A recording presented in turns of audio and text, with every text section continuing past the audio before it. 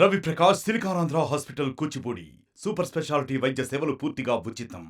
వర్షాకాలం వచ్చిందంటే చాలు దువ్వ గ్రామానికి సంబంధించి కొత్తపేట కాలనీ వాసులు కష్టాలు అంతా ఇంత కాదనే చెప్పాలి. పూర్తి స్థాయిలో కూడా ఈ గ్రామం నుంచి ప్రవహించే వయ్యేరు కాలువ ఏదైతే ఉందో దానికి సరైన ఏదైతే మరమ్మతులు చేయకపోవడం వల్ల ప్రతి ఏడాది కూడా వర్షపు నీరు అనేది భారీ స్థాయిలో కాలువకు రావడంతో పాటు చుట్టుపక్కల గ్రామంలో ఉన్న చిన్న చిన్న కాలనీలకి ఆ వయ్యేరుకి సంబంధించి కాలనీ ఒకేసారి నీరంతా వరద నీరు లోపలికి రావడంతో ఈ గ్రామంలో దువ్వ గ్రామానికి సంబంధించి కొన్ని కాలనీలు పూర్తిగా జలమయం అవుతున్నాయి. 3 రోజుల నుంచి కూడా ఇదే పరిస్థితి నెలకొంది. పూర్తి స్థాయిలో కూడా ఇంట్లోంచి బయటికి రాలేని పరిస్థితి ఏర్పడింది. ఇప్పటివరకు కూడా అధికారులు కానీ నాయకులు కానీ ఎవరూ రాలేదని అయితే కాలనీ వాసులు చెప్తున్నారు. పూర్తి స్థాయిలో మనం చూసుకోవచ్చు.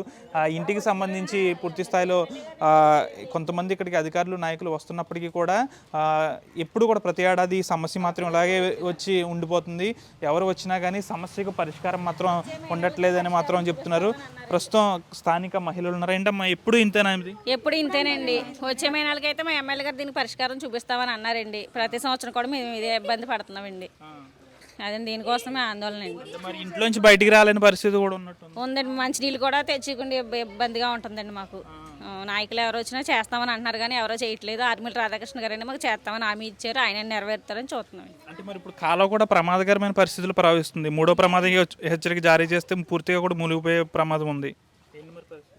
ఏం చేయాలంటే అర్థం కావట్లేదండి.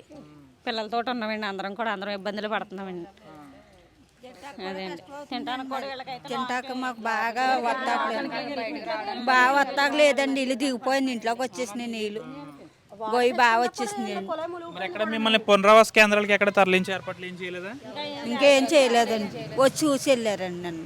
మరి డైలీ నిత్యావసర సరుకులు తెచ్చుకోవాలండి. మరి ఈ రోజు ఏం చేస్తారు? తెచ్చుకున్నారా? మరి ఏం చేస్తాండి. ఇంకా నీళ్ళలోంచి దిగే తెచ్చుకున్నామండి నిత్యావసర సరుకులు. మరి ఇది కాలువ కదా, కొంచెం విషసర్పాలు పాములు కూడా సంచరించే అవకాశం వస్తున్నాయి. మరి ఇంకేం చేస్తామండి, అలాగే ఉంటున్నాం. మాకు బాగానండి 2 ఇళ్ళు. గత ప్రభుత్వంలో ఏమి దీనికి సమస్య పరిష్కారం ఏం చూపలేదా? చూపలేదండి. ఎవరు చూసి వెళ్ళిపోతామేనండి. ఏ నాయకులు ఎవరు ఏం చేయలేదండి. నిన్న వచ్చి చూశారు, ఏదో చేస్తాం అన్నారండి. ఇంకా మరి ఏం చేస్తారో తెలియదు. అంటే ఏం చేయాలి? దీనికి ఏమన్నా మరమ్మతులు చేయాలి? కాలువ వంతెన కట్టాలండి. ఆ పక్కన ఈ పక్కన కట్టేస్తండి. కొంచెం నీళ్ళు అలా వెళ్ళిపోతాయండి. వచ్చిన నీళ్ళు ఒయ్యేట్లోకి వెళ్ళిపోతాయండి. అది ఎవరో చేయట్లేదండి. అక్కడ తోరుందండి. బత్తాలు పట్టుకెళ్ళి మోస్తారండి అత్తమాను వచ్చినప్పుడల్లా. ఏదో వాళ్ళకు చేస్తున్నారు కానండి పరిష్కారం ఇలాగే ఉందండి. ఏమిటి లేదండి. ఇది స్థానిక మహిళలు చెప్తున్న పరిస్థితి. పూర్తిస్థాయిలో మోకాళ్ళ లోతు వర్షపు నీరు అనేది కాలువలోంచి ఈ కాలనీ వాసులకి వచ్చేస్తుందని చెప్పాలి. గత 2 రోజుల నుంచి కూడా నిత్యావసర సరుకులు కూడా తెచ్చుకోకుండా అనేక ఇబ్బందులు ఎదుర్కొంటున్నాము. దీనికి శాశ్వత పరిష్కారం ఏర్పాటు చేయాలని కోరుతున్నారు.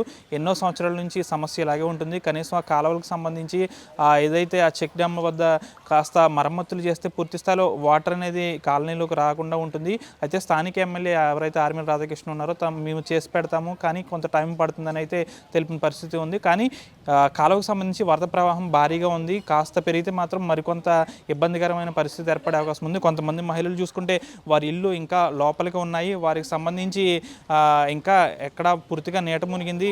ఇక్కడ ఇంతలా ఉన్నప్పుడు కూడా ఇంకా పునరావాస కేంద్రాలకు కూడా ఇంకా తరలించలేదని అయితే మహిళలు వాపోతున్నారు. పూర్తి స్థాయిలో చాలా ఇబ్బందికరమైన పరిస్థితులు ఏర్పడ్డాయి. పూర్తిగా ఇక్కడ కాలువకు సంబంధించి కాలువలో వెళ్ళే విషసర్పాలు కూడా కాలనీల్లోకి వచ్చేస్తున్నాయని అయితే పూర్తి స్థాయిలో ఇబ్బందులు పడుతున్నారు. ముఖ్యంగా కాలనీకి సంబంధించి ఇక్కడ ఎప్పుడు ఇదే పరిస్థితి నెలకొంటుంది కాబట్టి ఇప్పటికైనా శాశ్వత పరిష్కారం అనేది చూపాలని అయితే ఇక్కడ స్థానిక మహిళలు కోరుతున్నారు. పూర్తి స్థాయిలో ఈ ఏడాదైనా స్థానిక ఎమ్మెల్యే ఆర్మిల రాధాకృష్ణ స్పందించి దీనికి శాశ్వత పరిష్కారాన్ని ఏర్పాటు చేయాలని అయితే ఇక్కడ మహిళలు కోరుతున్నారు. Video journalist Shekhar Manoj RTV Duvva గ్రామం నుంచి. మరిన్ని వీడియోస్ కోసం ఛానల్ ని సబ్స్క్రైబ్ చేయండి. లేటెస్ట్ అప్డేట్స్ కోసం వాట్సాప్ ఛానల్ ని ఫాలో చేయండి. అండ్ లింక్ డిస్క్రిప్షన్ లో ఉంది.